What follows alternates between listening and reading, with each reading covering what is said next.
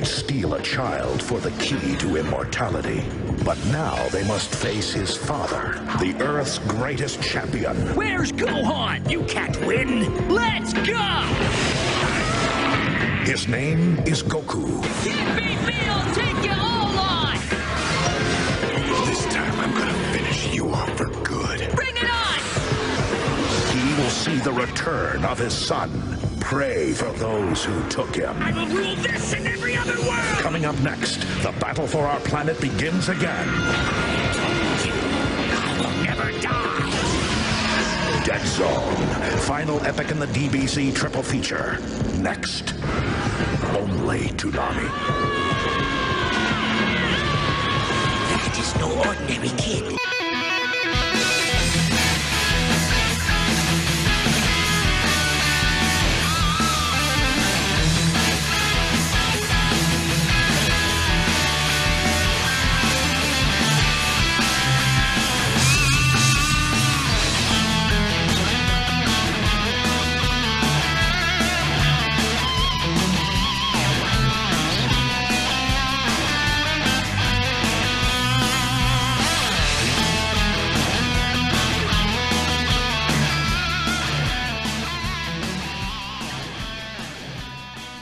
What's up, Wave Crew? This is your boy, Subs, the Subtle Doctor, aka Kame Lennon, aka Past, Present, and Future Krunks!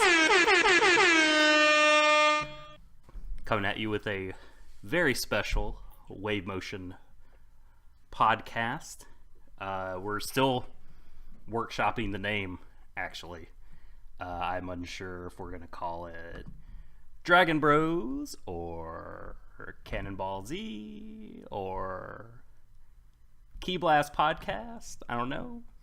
We'll figure it out. We are going to be taking a look at each of the 13 Dragon Ball Z films. And this first episode is going to be free to all, but future episodes will be at our Patreon, which you can find at patreon.com/wavemotioncanon. And if you support us there in the bonus tier, then you'll be able to hear these episodes as they come out. Joining me for this maiden voyage here, I've got my man, the real Super Saiyan 4. Don't check his power level because he will bust your scouter. It is Blade Licking Thieves' own Grant the Thief. Hey Subs, how's it going, buddy? It is going well. It is going well. How are you, my friend? I mean, I was doing good until you said it was Super Saiyan 4, which means I have like a red sweater with the keyhole cut from my pecs, and I'm just not really comfortable with that. I would have. Can I just be Piccolo? How do I just be Piccolo? Okay. That would be better for me, I think. That's a much less hype intro, just Piccolo. Yeah. Grant the Thief, but we'll go with that. We'll go with it. For now. But no, I'm excited to be here. This is going to be fun. I love me some Dragon Ball, especially these films. Most of these films are very dear to me, and I probably prefer them more than the series itself. Hot takes. Hottest of takes, yeah. Sizzle. What's your hot take on those films from 1989? Yes. I've only seen the first 3. Oh. I've not seen any of the films beyond that. The ones that came on Cartoon Network are the ones I have seen, or at least that came on Cartoon Network when I was still watching Toonami and Dragon Ball. And so once we get past the Tree of Might, it's going to be totally new territory for me. Well, so I'm really excited about that. There are some ups, there are some downs, but I mean, I know what you mean. These 3 films, the first 3 at least, I recorded them off Toonami on VHS tape. Yes. I even recall I don't even know why, but I couldn't find the little VHS, those little labels that you could put on them. So I distinctly recall it's so easy to find those tapes on my shelf because I used this like green adhesive tape or something that it was like masking tape or something, or like painter's tape maybe, and I put them across the side and wrote them in Sharpie, and so they're all written and Lil Grant handwriting on these green these black VHSs with the green tape on them. So they're very amazing. It's hard for me to not. When I picture these films, when I talk about these films, the first three, I picture those VHS tapes on my shelf. Did you watch those for this viewing? Did you watch the VHSs? I rewatched Dead Zone on the DVD copy that I have now. But I definitely, because my VCR is not plugged in right now, but I pulled out that VHS and I was like, it was all rewound and ready. I might bust it out and rewatch it and get some of those commercials and stuff again. There's some. I tried to cut out most of the commercials, but sometimes I would get so caught up in the film. I was like excited, and then I was like, I have to go to the bathroom. So I'd run to the bathroom, and I'd forget to stop recording, or I'd be like, I don't know if I should stop because I might not get back in time. So sometimes there are commercials, sometimes there aren't. Be interesting to see what commercials, because that would have been that'll be pretty dope. The mid to late 90s probably. I should really, now I want to dig those out. I really should have done that. That would have been smart. I'll do it for the next two. Definitely. So I did the same. My masking tape was white, but I certainly did the same with recording the show off TV and recording the movies. I distinctly recall, like, there were quality settings on my VCR. Like, you could record sort of higher quality and put 2 hours worth of stuff on a tape, or lower quality and get 6. And I was like, this is Dragon Ball Z, baby. Give me 6 hours on a single tape.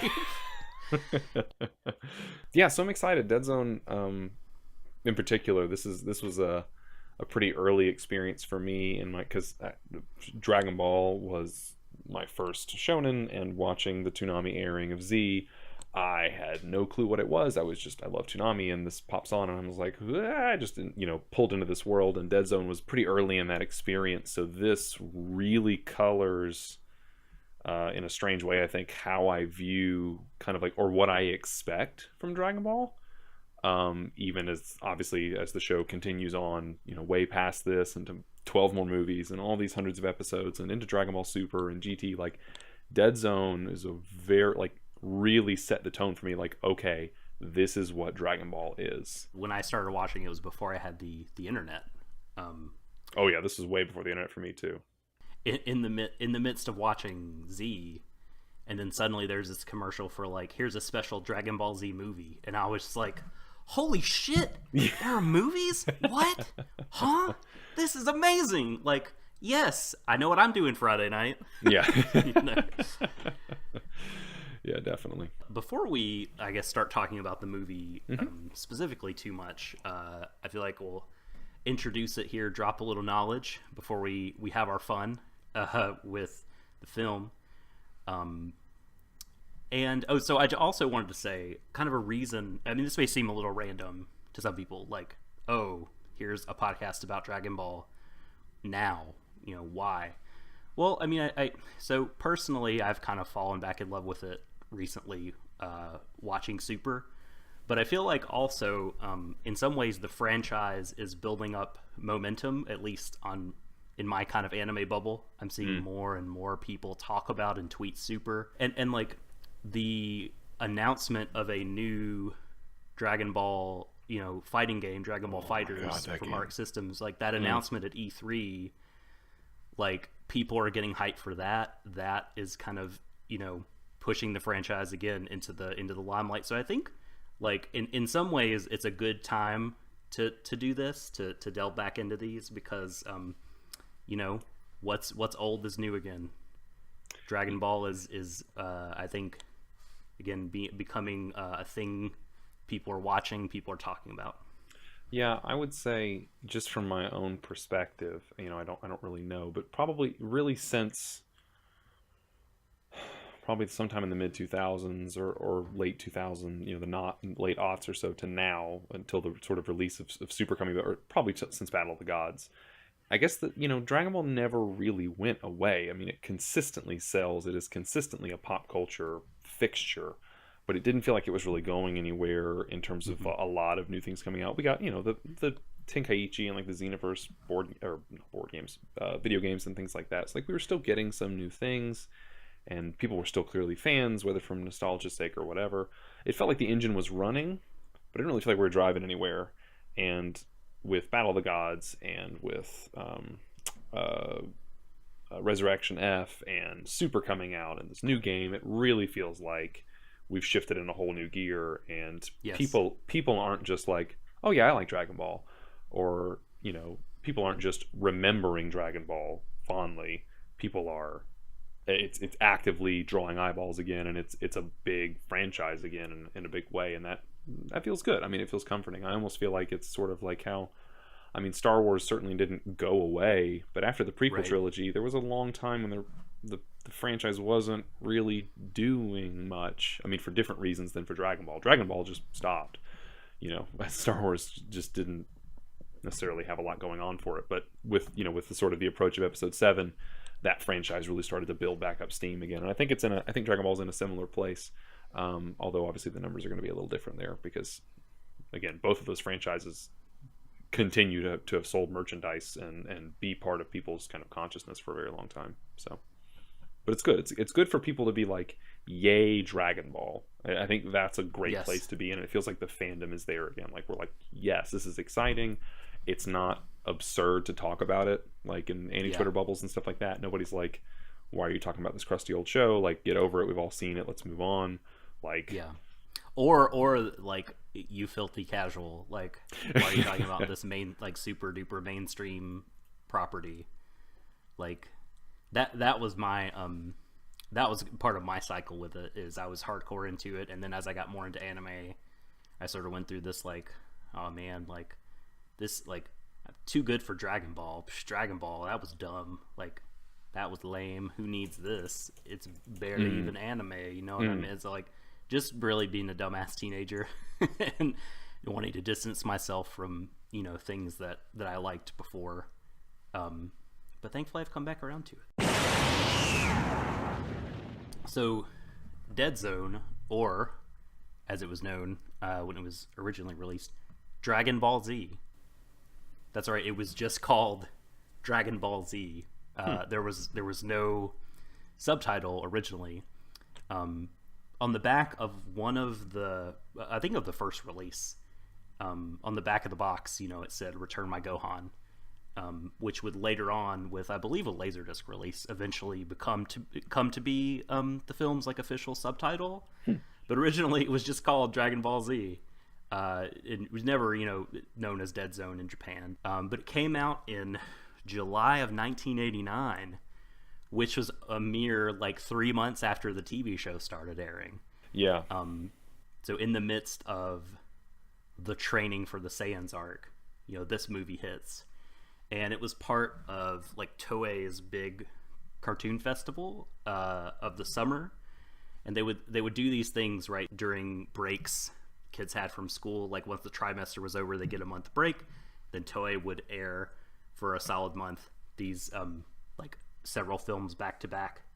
And in the summer of '89, Dead Zone, Dragon Ball Z, was one of those films, and it was directed by Daisuke Nishio. Yep. I totally knew that off the top of my head. I don't have a wiki open. Thank you. I'm not on trial here. Smarty. The man who, of course, directed like a huge chunk of the TV series. I want to say like almost 200 episodes of the TV show. I don't know enough of Dragon Ball staff to say that definitively, but I'll click this wiki link and see what it says about him. That's okay. We don't need to reveal that we're Dr. reading Slump, Dragon Ball the Z. wikis. So looks like he worked on it for quite a while. So sure, let's go with like 200 episodes. It also sounds like he was like good buddies with Toriyama. He directed Dr. Slump as well. That's interesting. Yeah, that is. Grant, do you mind gracing us with, for those who haven't seen the movie, quick or those that want to get refreshed, a quick plot summary? Sure. I'll give a quick summary. It's going to probably jump around a little bit and ignore a couple of the finer points, but this is broadly what happens in the film. So we sort of open with Piccolo chilling out in one of Dragon Ball's many just open, destroyed plains full of weird rock structures. He's just chilling out, brooding, as you do. And these newcomers sort of surprise him and attack him. And from the viewer's perspective, it looks like he's killed. We get a little bit with Kami being like, yo, I felt that in the Force. And then even though he's reeling from that pain, we get our delightful Dragon Ball opening. It's very cheery and happy and just kind of the same as the show opening, which is sort of a weird tonal shift. But then we cut to Gohan being out in the woods. I think he's studying. And his grandfather shows up, the Ox King. So he and his mom Chi-Chi are like talking like, hey, yay, Ox King's here. And surprise, these same three goons attack and abduct Gohan. Goku, in traditional fashion, from the Goku parenting playbook, is not present and comes running in only to scoop up Chi-Chi and find out that he's been taken. We pretty much smash cut right away from there to the goons reporting in to Garlic Jr., who's kind of the main villain of the plot. The reason that they took out Piccolo because they didn't want Piccolo or Kami in the picture. They snagged Gohan because he's got a Dragon Ball on his adorable little hat, and they're going to wish for immortality. We get a little bit with... Basically, this launches the main thrust of the plot. Goku goes to get his son. Later, Piccolo shows up as well to fight these guys. Garlic Jr. and also Kami shows up at their base too. Garlic Jr. wishes for immortality and gets it pretty quickly. So Garlic Jr. and Kami are sort of faced off for a good deal of the movie. Goku and Piccolo are fighting the goons for a good deal of the movie. And they culminate in clearing out the goons, fighting Garlic Jr. themselves. They're doing quite well, but my goodness, it turns out he's actually wished for immortality, so they can't kill him.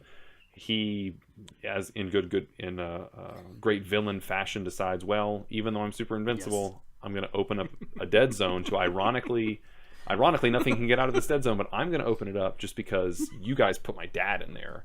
And, well, Gohan does his thing and screams really loud and knocks Garlic Jr. into the dead zone, seals him up. And that's pretty much all she wrote. And the film ends with them, flying away. Gohan's been saved. Piccolo is clenching his fist and shaking it down at Goku, like, next time, Gadget, next time. That's pretty much the film. Almost all of that is the middle section is pretty much one long extended fight sequence happening kind of in three different locations in Garlic Jr.'s evil base. That's the majority of the movie. Much of the film takes place in the battle in the castle. But that's largely what happened. I think the settings for the movies are really interesting. Watching a couple of them recently, they're very kind of intentionally different from each other, and they pick a setting or two to fight in. And I don't know, I just think it's interesting and adds to kind of the decision making when you're wanting to watch a Dragon Ball movie. It could actually be like, what, like, I'd like to see some Dragon Ball shenanigans happening in the Arctic, right, or in this castle, or in the woods. Yeah, that definitely. This also feels like, what if they fought in a castle in the sky? Like, that definitely kind of sort of has. Yep. And I agree, especially given how Z in particular has very long fight sequences in the same locations for a long time, just in the fucking Looney Tunes desert. Right, exactly. So I think I would agree. I think a lot of times these films are just sort of like, well, what if they fought in a box? What if they fought with a fox? What if they fought in a house? What if they fought with a mouse? Like, just sort of exploring these characters in different sort of geographic settings to give them something else to do. And I think most of the films probably succeed in that. So I guess just general thoughts on Dead Zone as a film is I really, really like this movie. And like I said, this really set the stage for me for what to expect from Dragon Ball. And I think sadly a lot of times, especially when Dragon Ball is at its worst, it's not doing what this film is doing. But for me, this is probably one of the leanest, and I mean that in a positive sense, one of the leanest Dragon Ball experiences you can get. Because in about 40 minutes... with really almost no introduction, like, you don't even really have to know much about Dragon Ball to get, like, there are bad guys, there are some good guys, there are some people that maybe are on the fence, but there's a very clear, like, they need some, like, mystical powerful things. Oh, they kidnapped a kid, gonna go save the kid. Fight. Here's some really cool fight scenes, and specifically the fact that the fights are not a lot of just, like, big energy attacks or lots of just like, hey, let's stand and stare at each other for a long time. It's a lot of, I call scrapping, but very meticulous martial arts. And martial arts films, for myself, I'm a big martial arts fan, usually there are long takes where you see lots of fighting, very particularly choreographed, and there's a very logical sequence of, okay, he throws a right punch so that fighter ducks, which means that the stomach's open, so he leans out, and then he's going to block low. Like, there's lots of sequences that you can very clearly see exactly what the fighters are doing. So it feels like a martial arts film, probably owing more to the Dragon Ball rather than the Z at this stage.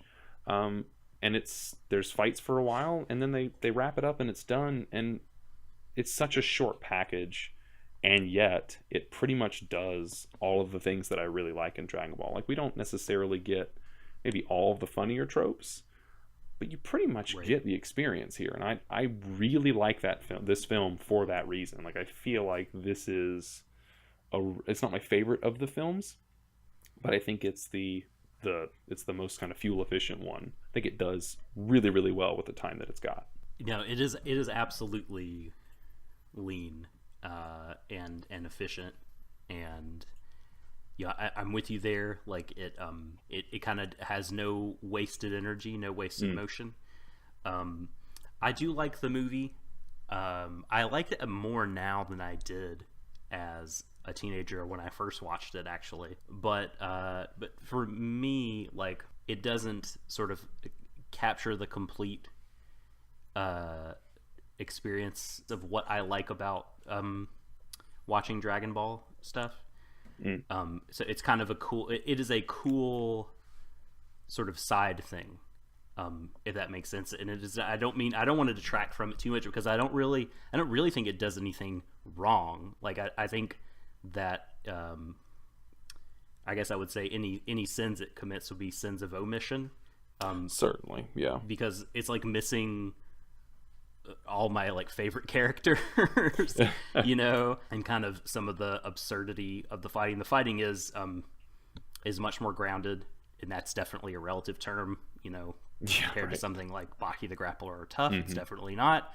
But compared to, later fights in Z and what have you, it's definitely much more grounded. And they do a lot. I feel like they do much less of the kind of like, what do you even call it when they're just like cutting out a billion frames of animation and the dudes are punching at each other very quickly? That technique they use in Z all the time. Yeah, where there's just the sort of swishy little like sketches in the air where like lots of punches are supposed to be going and that sort of thing. Yeah, those are just really short loops of the same kind of repeated motions. And again, for me, usually those involve one character throwing a lot of attacks and the other character either just blocking or getting hit or dodging. Yep. And there's no tit for tat. There's no back and forth. This film has a lot of, the characters feel like it's a give and take between the combatants, and that's both because of the fact that they're of similar enough power level that they can go tit for tat with one another, which I think is a big problem later on in a lot of the Z stuff.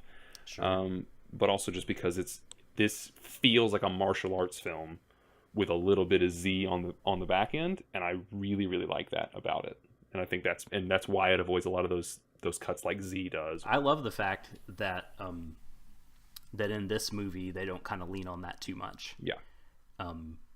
Like you said, that the fights feel weightier because there's a back and forth, and you see attacks making impact more, and kind of the body physics are much more present. They don't pull frames out or cut away too much, and I definitely really, really like that about the movie. That's it's maybe its strongest point is that or strongest section is the part where they're fighting. So I don't want to get too, I guess, in the weeds, but overall it is a movie that that I did enjoy a lot. But I don't think it's ever going to be my favorite Dragon Ball film again, because I think it's missing for me components that I care about a whole bunch in Dragon Ball. Yeah, and I think that's fair. This is not a comprehensive Dragon Ball experience. But I think you'd be hard pressed to find a lot of fans that outright dislike this film. Like, I think like you're saying, like, it's probably not anybody's favorite really, but I don't think it's going to disappoint. Like, it does, man, it gets in and it does what it's got to do in 40 minutes and it's out. And like you said, there's no fat to trim. Like, it's coming in and it's doing what it's going to do. And I appreciate that about the film quite a bit. I mean, I probably haven't seen the worst of these movies, having only seen 3. Oh god, no, you don't even is know. not the worst. You don't know. The people who are listening, they're probably going to know. But what you don't know is that you think that you think you're safe, right? You think you're safe behind the Patreon wall and behind your ignorance wall, but you don't know what you're locked in here with them, okay? Like you're locked in here with some of these later films. God, when we get to Bio Broly, no one is safe from Bio Broly. No one's. I'm saying you ain't ready, man. You're not even the things we're gonna see. But this film, I think, overall is a very satisfying experience. And like I said, this set my expectation for what this series was going to be. And there are lots of times where I was very disappointed, even while I was loving it. And there's lots of things I totally agree. There's lots of elements that Z and all these other the later entries in the franchise do that are near and dear to my heart. 15 transformations and people merging and dancing and connecting with their earrings, like completely weird bonkers stuff that you're not going to see in anything else.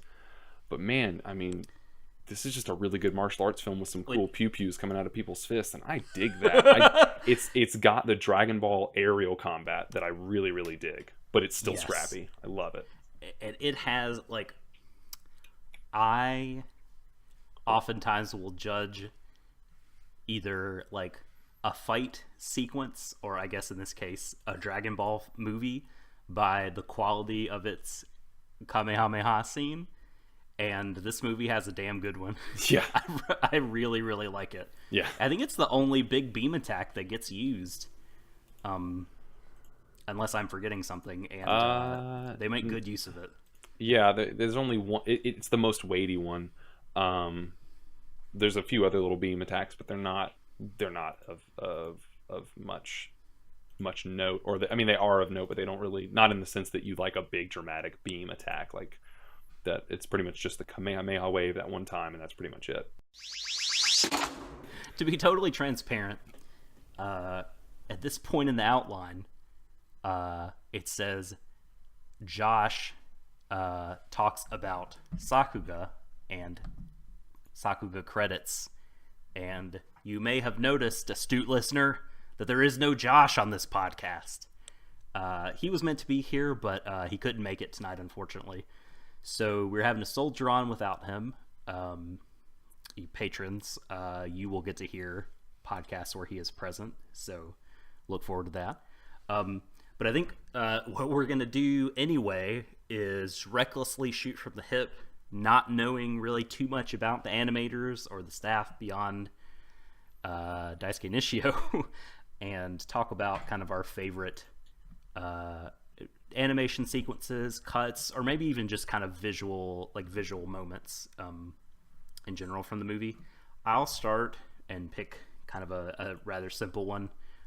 When Goku puts his power pole back in its place, he has extended it to like smash into the small back of, I believe, Nikki, and they crash into the castle, and he pulls it back. It's sort of in one motion. The power pole is returning to its normal size, and he is kind of pulling it behind his back, spinning it, and replacing it. And I just think it's slick as hell, and could watch it happen over and over.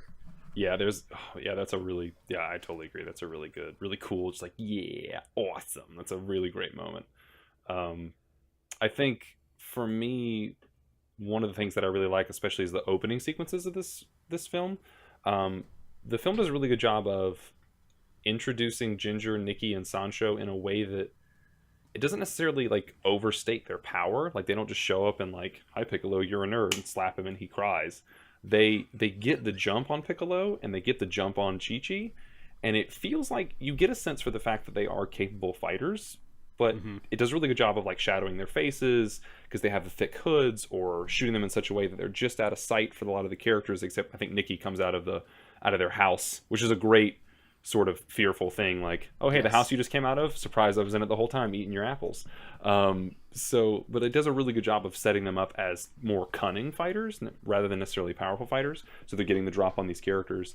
And I think in those sequences, I really like how the forest around, and we don't really get a whole lot of time at Goku and family's house, but it does a really good job of shooting that scene where it feels very, you feel like Chi-Chi's trapped, because the shot with Gohan from above where there's like the little ceiling fan going and he's reading, it's through the trees, there's trees behind him, there's another line of trees right behind Chi-Chi, like the only open space is really right in front of her where her dad is, who's the Ox King, so he's big. Like there's no camera angle where a character has a lot of open sky behind them.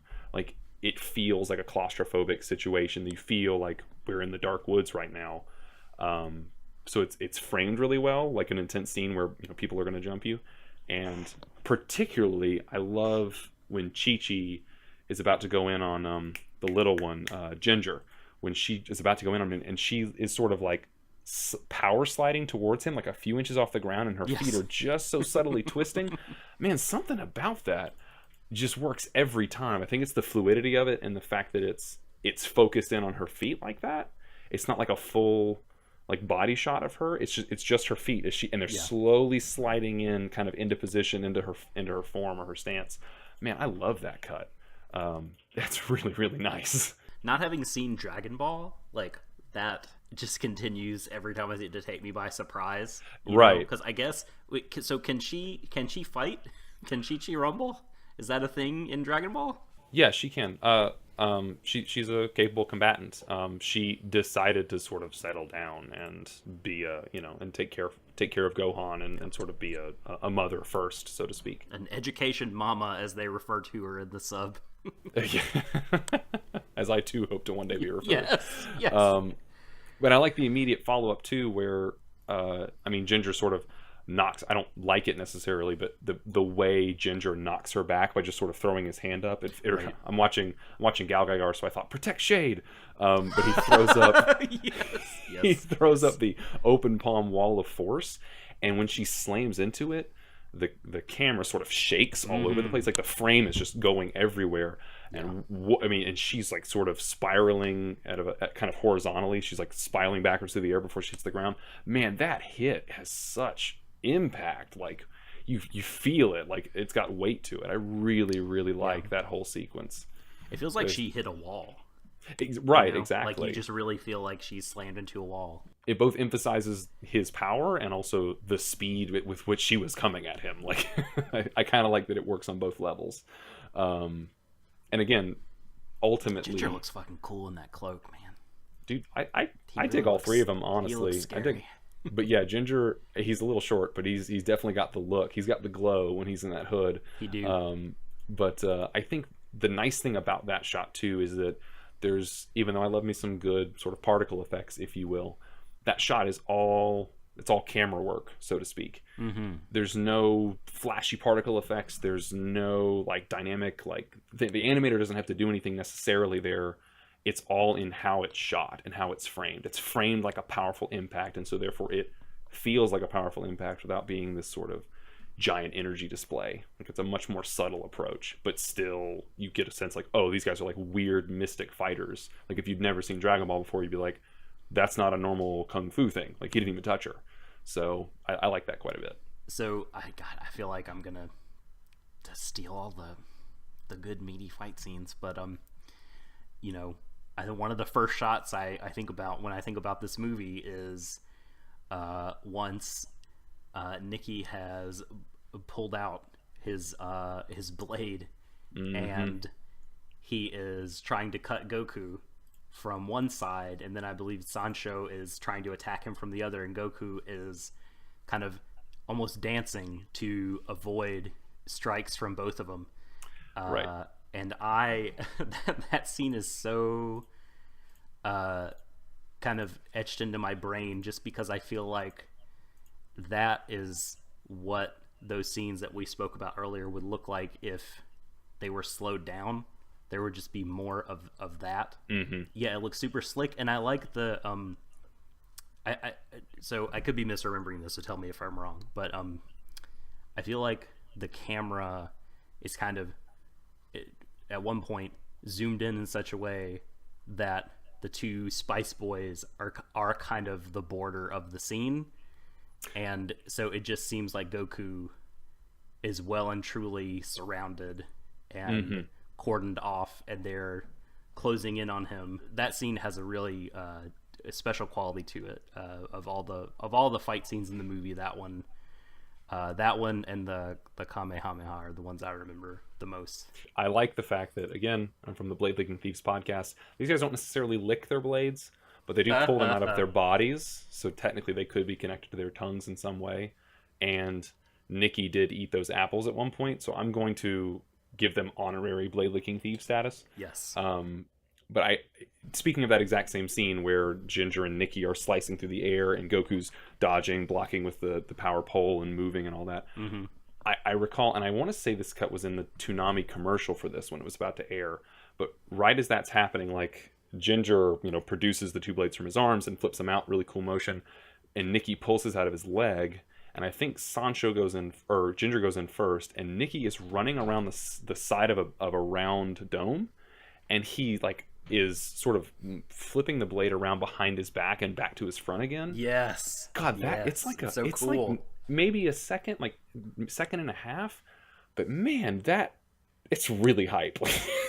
It is hype. Such the sound design with it. It's so exciting. It's something about it. It works. I think it's because it's at a unlike, say, if you want to juxtapose it with what we get with Ginger, where it's pretty much just a full body shot of him. There's nothing in the background. He just sort of pops some blades out, and it looks cool, and he's flipping them. But with Nikki running around that dome, it's a curved surface with some kind of veiny root-like work on it, so it's kind of weird looking and different. And he's running, he's not really perfectly horizontal on it or like perfectly across the top or vertical either. He's sort of at an angle as he's kind of running around the circumference of this sphere. Man, the perspective on it is so unique. As he's coming into the foreground of the shot, it's a really great line of motion. This sort of curvature from mid upper right to the lower right, but like going across the left side of the screen too. That's a really interesting way to frame his approach, and again kind of emphasizes it's just a guy with a sword running at another guy screaming. That's not necessarily interesting, but because he's running on the side of that weird dome, it's like you get the idea that, well, he's a capable fighter and these guys aren't normal fighters. Like a normal swordsman couldn't run across the dome like that. Like he's some sort of mystic guy. So I really like that whole sequence. I totally agree.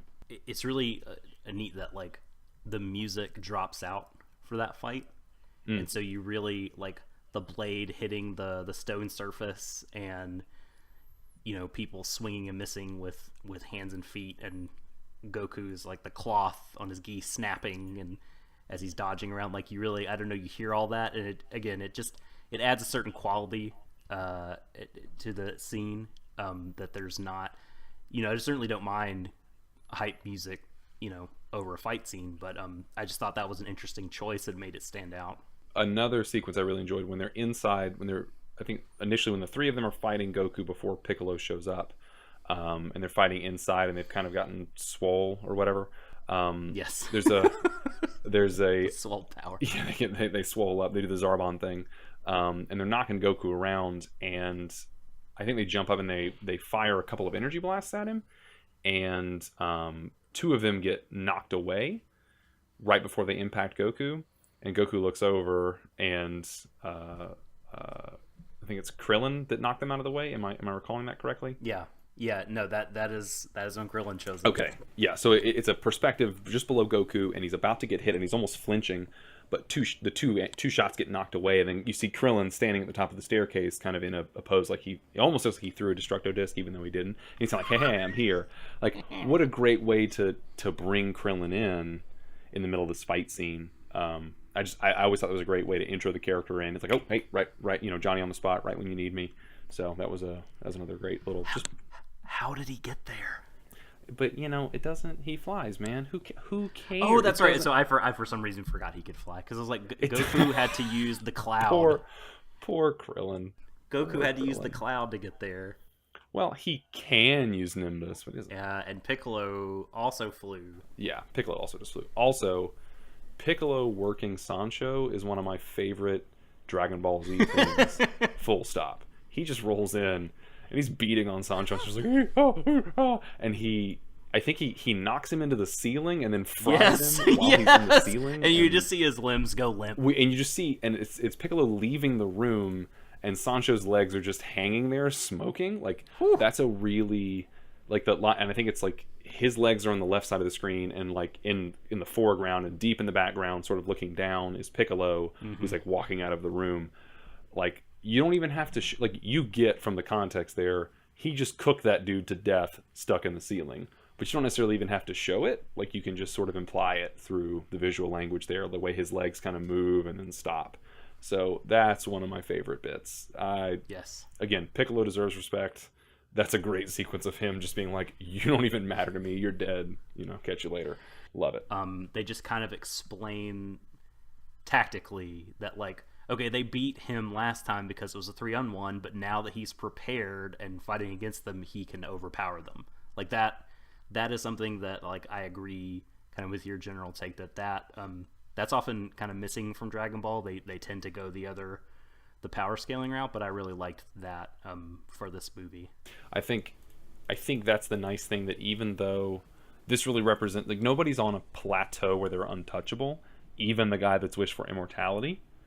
I think that's what's really nice about it, because I think far too often you get this thing in Dragon Ball where, well, I've hit this new plateau of power, you can punch me in the face and I don't even care, and like, that's a trope and that's fine, but I prefer the characters to be close enough that everybody's always kind of a threat, and them working in tandem to beat Garlic Jr. at the end. I really, really like that. That's much more of my prefer. Like, I much prefer, say, you know, in the show, like Piccolo and Krillin and Gohan trying to fight Nappa, as opposed to, say, Super Saiyan 15 Goku fighting Majin Buu, and who's at the highest plateau? Oh, you punch me in the face, I don't even care. Like, that just doesn't. There's no in between. There's either like my jaw will catch your fist, or you annihilate me.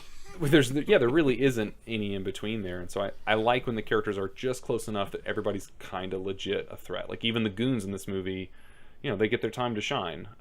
So I appreciate that. I think there's a lot of, I think the movie, I don't want to say I don't like. I think really the meat of this movie is in the fights between Goku and Piccolo and Ginger, Nikki, and Sancho, and a little bit with Garlic Jr. and Kami. Like, there's some really cool visuals with Kami turning gold. Yes. I like those. I think those work really well.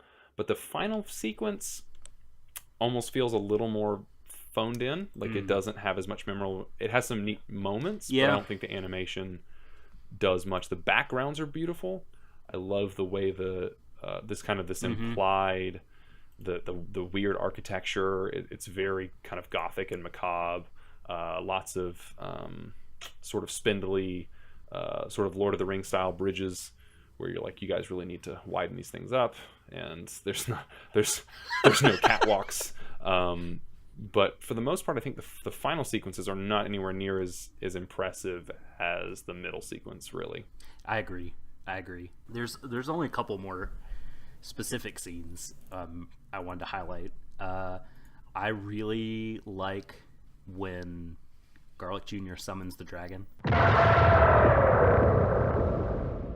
In a lot of ways, like, how amazing and terrifying and kind of just, I guess in the literal sense of the word, awesome, that summoning Shenron can be, like, is lost because of, you know, developments in Super, and also, you know, later developments in Z. But, like, I don't know, this is kind of the full, like, Shenron experience. Like, he's kind of, they do a really good job, I think, of, like, highlighting his power and majesty and kind of scariness, and kind of what happens to the environment and everything. I just think it's a really great scene. I think the thing that's really great about it is that you get through the context, like, oh, these things like grant wishes, and Shenlong can pretty much grant any wish because he's like, hey, I want to be immortal. Okay, boom, happens. And I think visually what makes Shenlong so impressive is there's a shot where it's a pulled back wide shot of this sort of floating castle thing, and it's obviously in the clouds, and Shenlong is sort of wrapped around it many times, and he's sort of coming, like, winding in and out, and he's sort of like wrapping the entire castle with kind of his body mass. That's a really great visual. So cool for how big he is, and you get the sense because of the cloud cover, you get the feeling like, how far down does he go? Like, how big is this dragon? Like, how much are we even seeing here? So I really like that that framing of him, even though he's not on screen all that much. I agree with you. It's really effective and probably like peak Shenron experience, really. Totally. And I mean, there are times later when he's summoned and there's not even a storm. You know, so the fact that, like, just the blackest night descends on the castle and the seas kind of whip up and big waves start to crash against the castle and the zombies and what have you come back to life. Like, can I just say, what was, like, okay, so he wished for immortality. Like, did that also sort of level up his powers? Like, my partner was, like, watching this kind of intermittently with me while she was, like, reading, and she was just sort of like, wait a minute, he just wished to be immortal. Like, how is he now summoning all the, like, dark beings of hell also? Was that sort of was that part of the fine print? Yeah, it's sort of implied that, like, and again, this movie doesn't waste a lot of time. Again, it doesn't, like, well, let's spend 3 minutes having slow pans over characters' mouths movies explaining why he now has the power over all these weird evil goblins in another dimension. Like, it doesn't really matter, but they show it so you get the idea that, like, oh, this is threatening the whole world. Okay.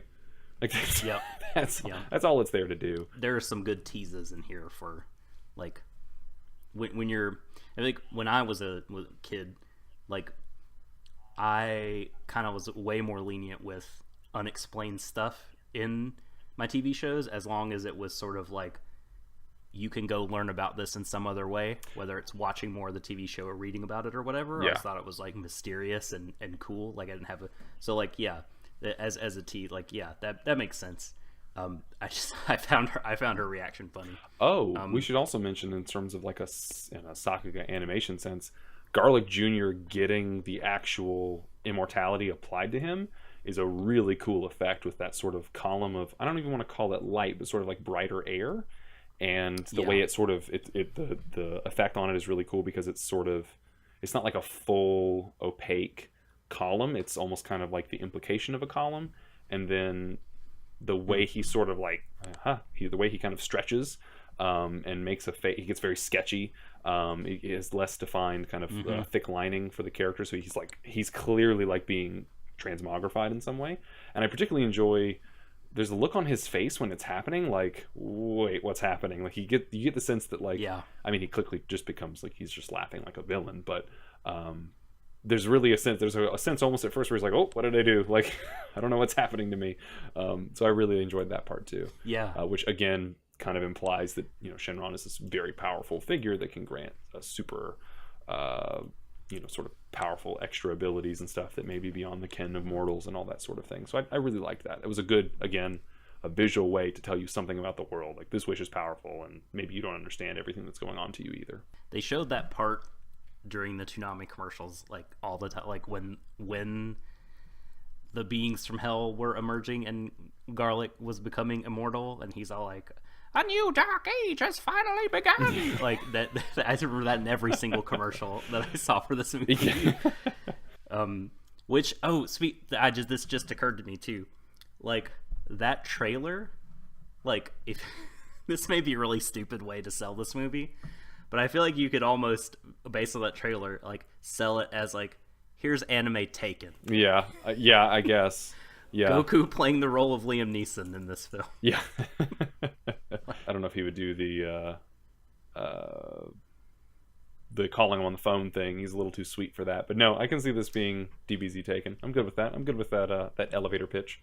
The last scene I want to talk about. You can't discuss this movie and not talk about the fucking musical number. Yes. Because holy shit. So it's bizarre and awesome. So basically, while they're getting ready what is it? I think they're about to leave again, or they're getting ready to do the summoning ceremony, and Goku or Gohan wanders off to a tree that's at the top, and he eats the fruit of this tree, and he may be granted the knowledge of good and evil, but he's definitely no longer sober after he eats that fruit. Nope. And he begins wandering around the castle, and it's just a pretty delightful, kind of whimsical bit of him like wandering around. He rides a blue dinosaur. Yeah, I like when he's walking with it, and there's like the bright yellow background, and it's laughing, and he's laughing. That's really great. That's one of my favorite things. Man, it is a thing that was that in the Toonami version of this movie. I think if memory serves, yeah, I distinctly recall. Okay. I think they cut away a little bit with him because I think he takes a leak off one of the higher railings at one point. I think they may have cut a bit of that because Dragon Ball was always keen on showing a little bit more than American censors would enjoy. Goku's butt shows up for a minute. I distinctly recall the rainbow and the army of little marching blue triceratopses. I guess they're not really triceratopses, they're bipedal, but anyway, the blue dinosaurs and the rainbow, I recall those things, so I'm pretty sure that happened. I'm sure that the dub because they do say they don't say he's drunk. That's what they do. They say these apples affect kids, kids get funny. They get funny, that's what it is. They don't say they get don't funny. Say that it makes people drunk. Yeah, certainly not. So, but no, that is an incredible scene. I've nothing like it that I remember is in the following two movies. So that's a pretty special thing for Dead Zone. Yeah. Yeah, so I think generally those are some of the better cuts in the film, and it if it sounds like a lot, it's because it is, and it's a pretty short film, so quite a bit of it looks really, really good and is framed in a very mature way for the most part. I mean, there's nothing in here that's art house, redefines what you think you can do with the camera, but some really well done cinematography and some incredibly well animated sequences that even some of the other movies don't quite top some of the ways this is done. So I really enjoy that from this movie particularly. All right, Mr. Grant, I want to talk about who got their ass kicked, because in Dragon Ball, somebody is always getting their ass kicked. It's true. And I just want to highlight, I want to make a hall of fame of ass beatings that happen in these movies. And my own personal nominee for this film would be Kami, because that dude gets his ass kicked by Garlic Jr. Yeah. After he becomes immortal. Garlic just proceeds to break Kami on a stone column. just crushes this guy, just punching him in the ribs over and over and over, and the cracks in the marble column are just or whatever it's made of are growing wider and wider, and Kami is just breaking before this newly immortal being, and it lasts for a really long time compared to a lot of the other fight scenes. Yeah, he knocks him around for quite a while. He gets beat up a lot. I think my own vote in this film, first off, I want to point out, for the record, other than a pretty big block of rock landing on his head, Krillin does not get smacked around in this film. So his count is currently at 0, and I would, as my favorite character, I would prefer if the count stayed at 0, but I know it won't. It's not going to. I know it won't, and that's fine. That's my cross to bear. But Krillin does not get smacked around in this movie, which is a delight. He doesn't really do much, but you gotta take the good with the bad, I guess. I think my vote goes to the Ox King. He gets, I believe the technical term is murked. He's getting out of his hover car. He's like, I got presents for you guys. And he just stops talking, and Chi-Chi's like, Dad. He doesn't get to do anything. Dad, what's wrong? And he just face plants. I think you could argue that he quite literally gets his behind kicked here because Ginger attacks him from behind. and then he just drops. So I think it's a double whammy there for Ox King, and he's supposed to be a pretty capable fighter too. When they meet him in Dragon Ball, he's not to be trifled with, and in this film, it's just like you don't even hear him get hit. He's just like, ugh. And if you didn't know this was about martial arts punchmans, you'd think he had a stroke. He does just kind of and then falls over. So my vote goes to Ox King. I assumed that he got like poison darted. Yeah. Or poison pricked. Right? You know, because like you said, you don't hear any impact. He just all of a sudden looks pained. Yeah. So my vote goes to Ox King. And now we're going to move into a segment called Special Beam Cannon. Special Beam Cannon. And that's canon with one N, by the way, with one single N. Well, no, they're two N's. Well, but just in the middle, there's one. You know what I mean. You know what I'm saying. Not canon like CANNON, like a gun. Canon CANON, like what is considered canon or official, like the measuring stick. What is considered official, timeline, continuity, and all that stuff. We're gonna now have some fun. And oh man, I think we'll have a lot of fun with future films. Trying to do this, but we're gonna fit each of these movies into the TV series timeline. Sure, and the objective here with this segment is because if you don't know, like many anime films, I should say, they're not explicitly placed in the timeline at any particular point. A lot of times they don't make sense, like they can't fit based on show events. But the idea here is that as we go, we will attempt the gymnastics, the dislocating of limbs and altering our body shape to fit these films into the timeline, and that's supposed to be the joy of it. I think sadly for Dead Zone, in terms of the canonicity of it, it's pretty easy to slide this one into the timeline. It is.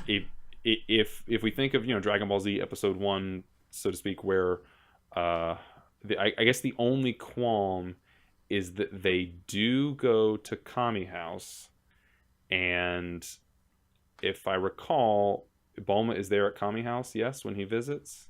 Yes, that's correct. Okay, so in Dragon Ball Z, the opening first episode, which obviously is a continuation of Dragon Ball, Goku shows up, he's got his son, and Bulma's like, "You've got a kid?" Because they haven't seen each other for a couple of years.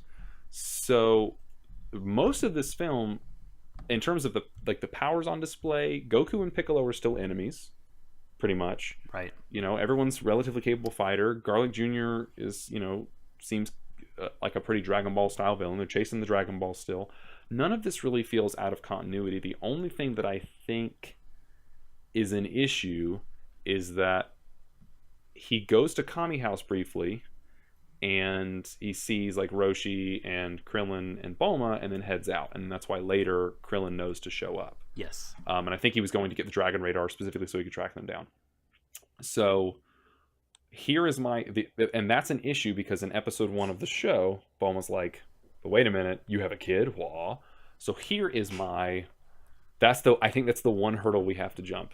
Here's my pitch. Okay. So this film takes place between the final tournament at the end of Dragon Ball and episode 1 of Dragon Ball Z.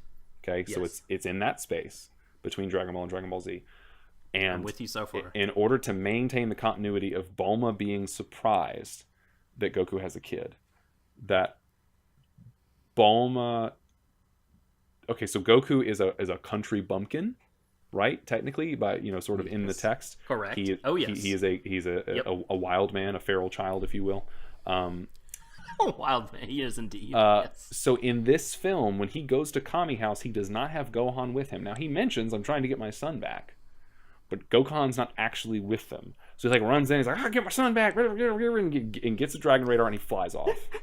So yes. I'm working under the assumption that in order for this to fit in the timeline, Bulma and or Roshi, Krillin clearly believes him enough to go help him, but Bulma and or Roshi either did not understand him through his thick country accent. Fucking come on. They were just like, he's like, "Get my radar back," and he leaves, and they were like, "Okay, I guess," or they just didn't think he was actually, like, they were just like, "Well, he's making that up, I guess. He's doing a beer run or something. I don't know." You know Goku. He'll make up anything to steal the Dragon Radar to go, make a wish or something. So like they just either they could not understand him through his thick country accent or disbelieve him, or both. I think both could also apply. Or okay. Yeah, I think that's what I'm gonna go with.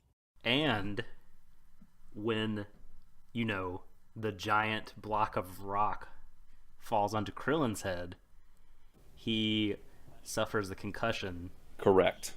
Which eventually manifests in forgetting in him Boom, forgetting there it is. that Goku has. You tied that up on the back end. Good. Okay, so now I think we're in the clear.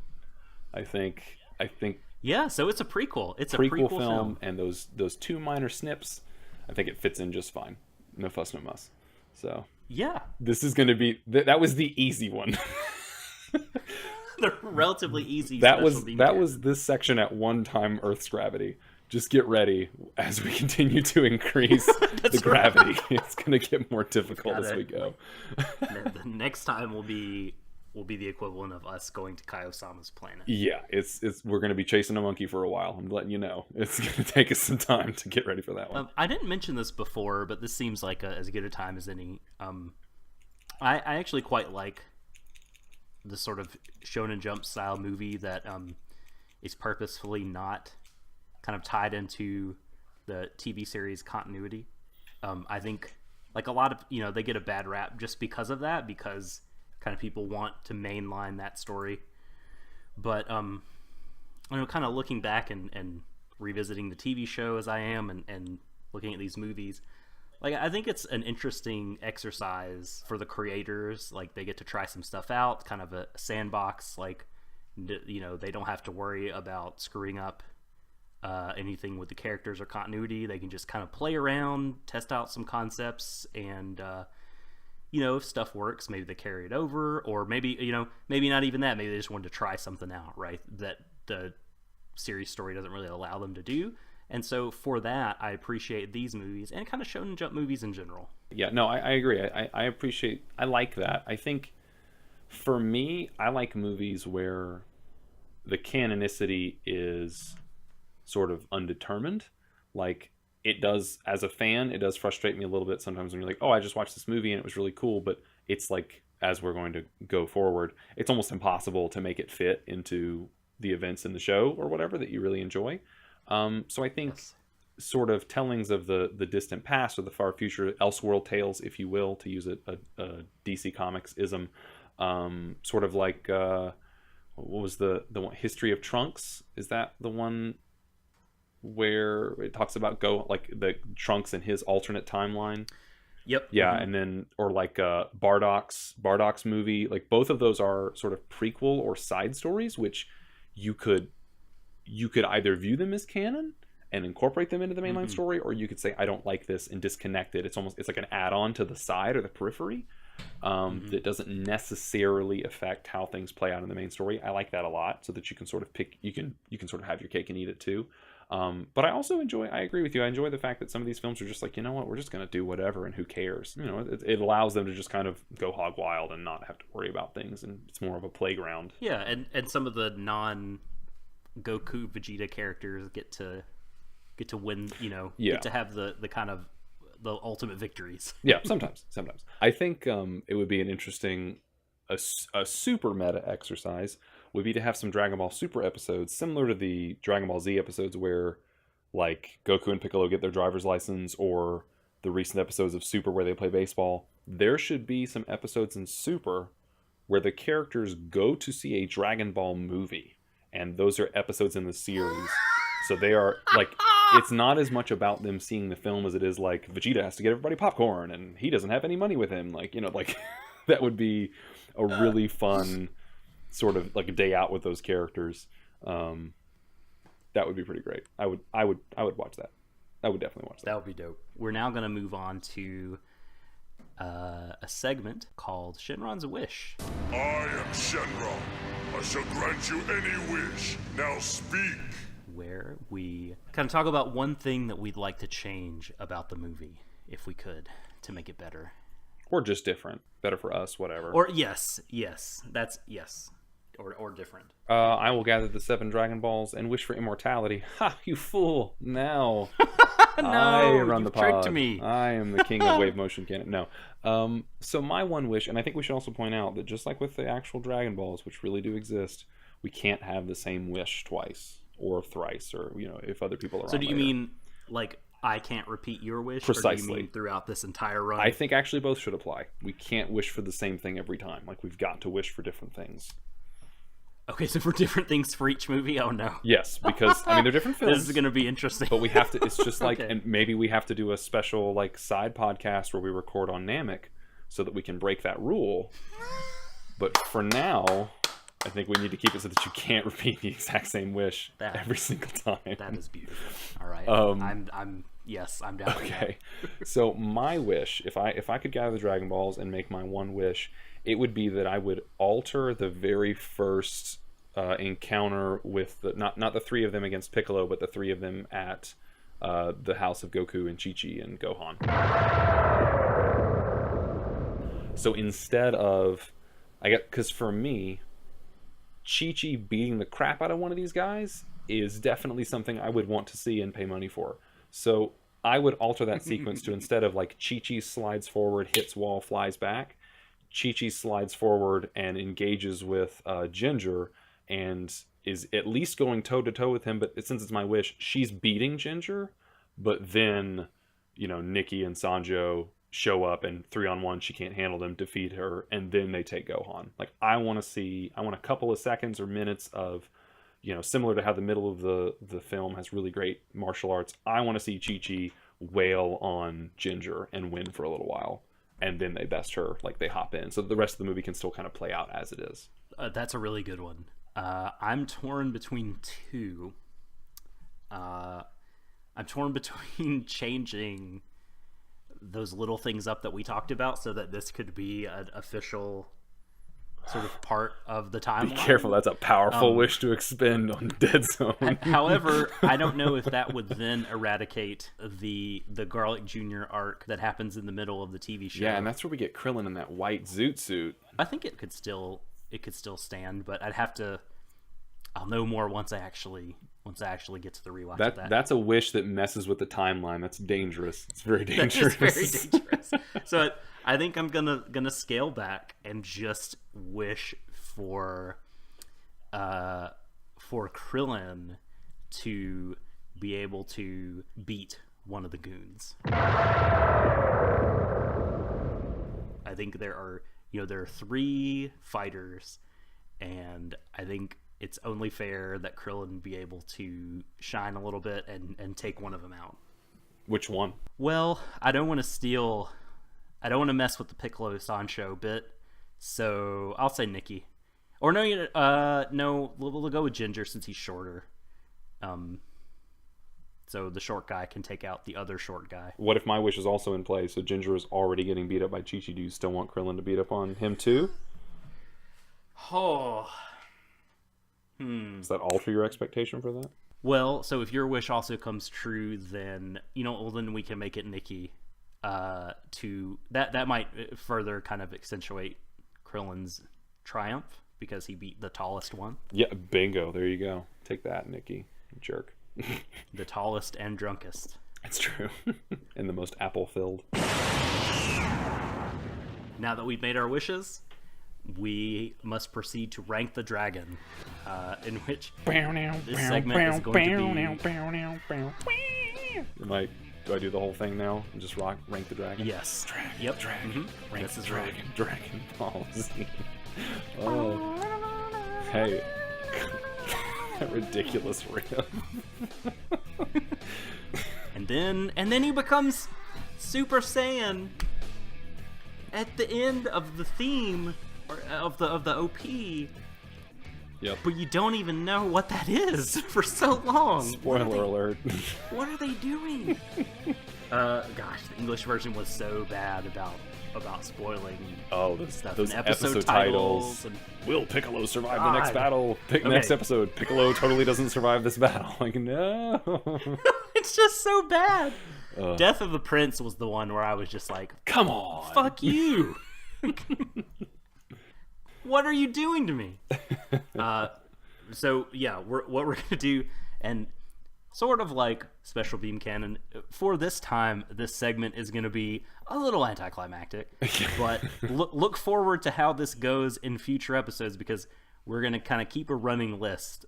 We have to figure out how to rank these 1 to 13. And I think it's fair to say that Dead Zone, as of now, is the best DBZ movie. I don't know. I think I'm going to have to rank it at the bottom at number 1. And also the worst. Yeah, I'm going to rank simultaneously it at the bottom at number 1. That's where I'm ranking it. Yes. It's the only fair thing we can do. I can't disagree with you. Yep. Logic dictates that we must do this. Now we'll move swiftly on to Twitter questions. All right, so our first one comes to us from Lum Ranmayasha. Who, by the way, he's a patron. So, Lum Ranmayasha, congratulations. You'll get to hear all these. Hooray. You get a Zenzu for you and 4 million Zeni. Congratulations on all your success. No, Lum's a good guy. Yeah, for sure. How does the animation in the film compare with the 3 previous Dragon Ball films? Do you think it's a notable step up visually? I have to toss this to you as a person who has not seen a frame of the original Dragon Ball. Well, and I was hoping you had seen some of the films, because I have. Oh no! Here's the problem with this question. I have read the manga for Dragon Ball, and I have seen a fair amount of the TV series, but I actually have not seen any of the Dragon Ball films at all.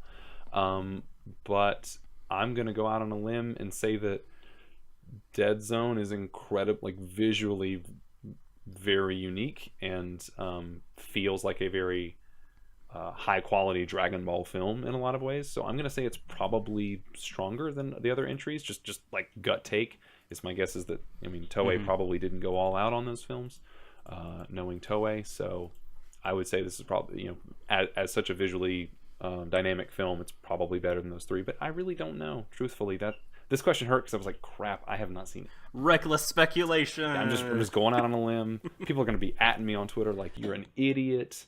What's wrong with you? But so I'm gonna say Curse that of the Red Ruby or whatever it's called. Yeah, I haven't seen any of the Dragon Ball. Isn't one of those movies? There's a movie about a red ruby, isn't there, or a ruby?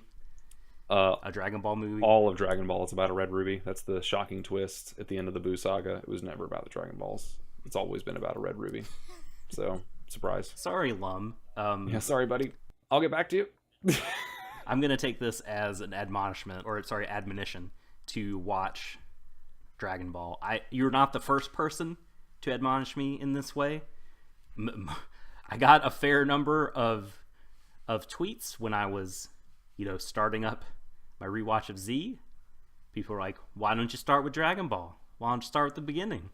And I was like, "Shut up! Get out my face." You don't know my life. You don't know my choices. Part of this was me rediscovering something I already liked, but I am totally down for watching the original at some point soon.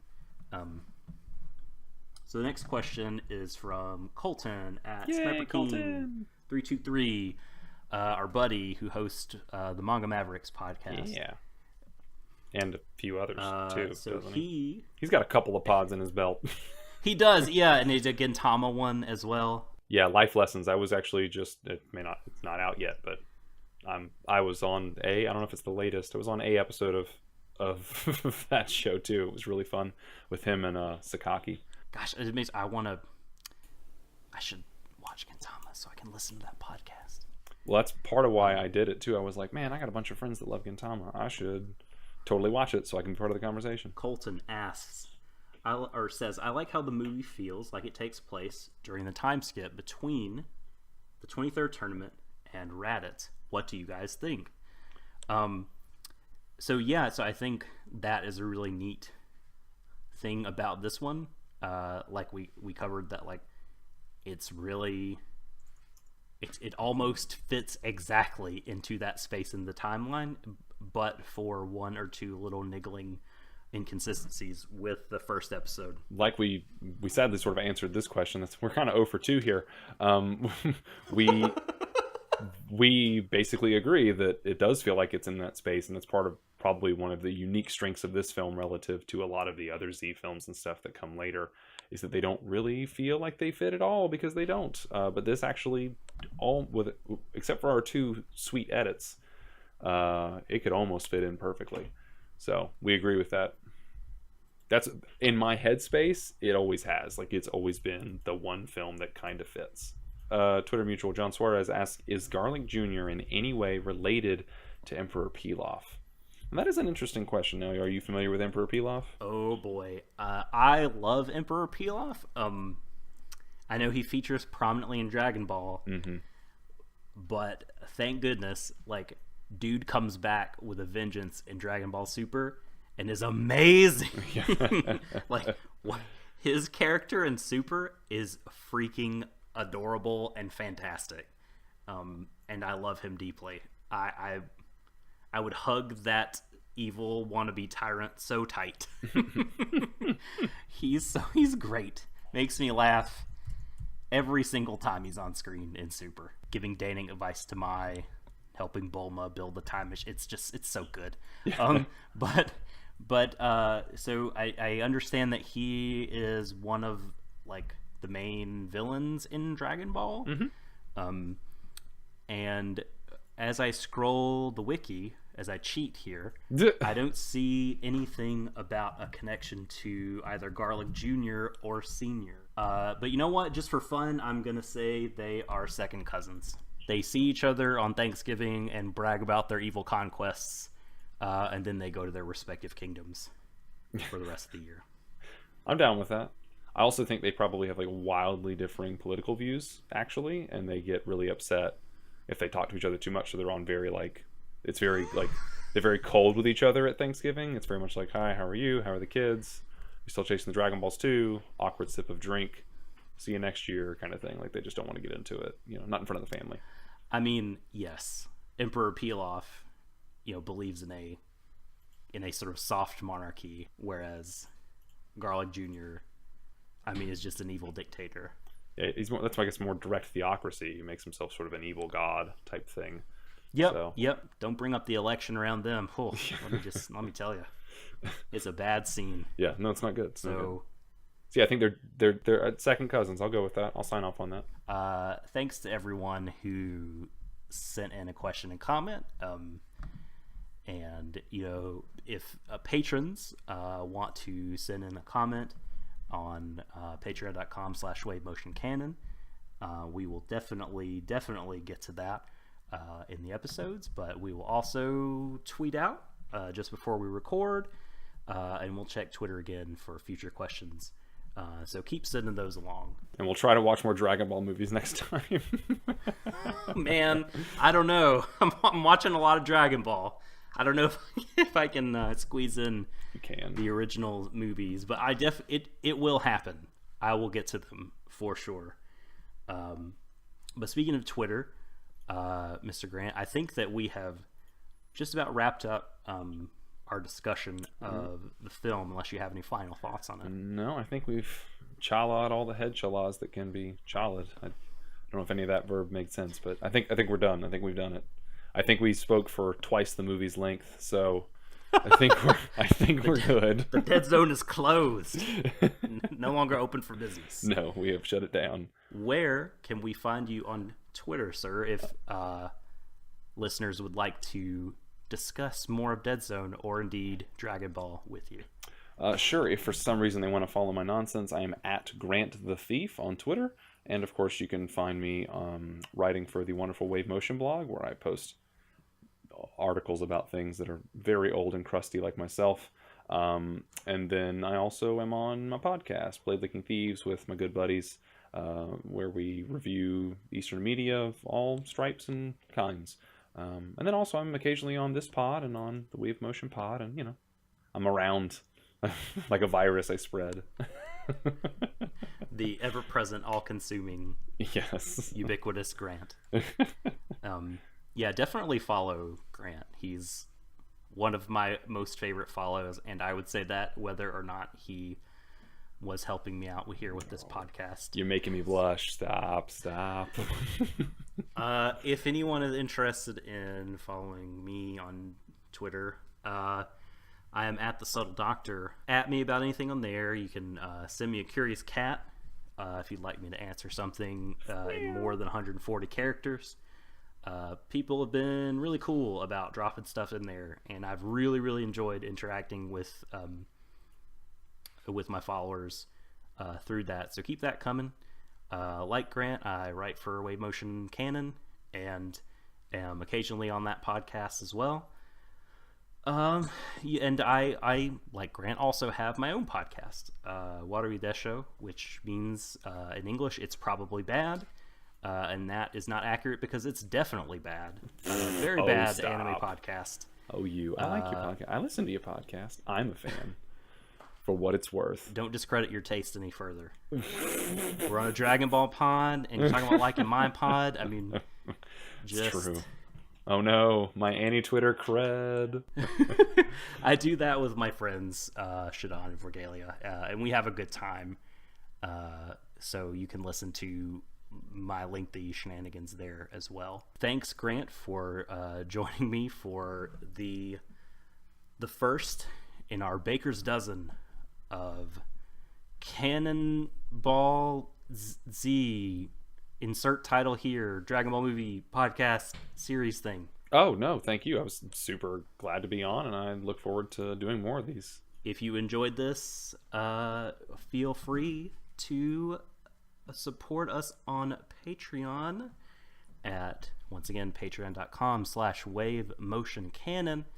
Subscribe to that second extra / bonus tier and get a chance to listen to all of these. For Grant and the rest of the Wave Motion crew, my name is Subs, and we'll catch you next time. Take care, guys.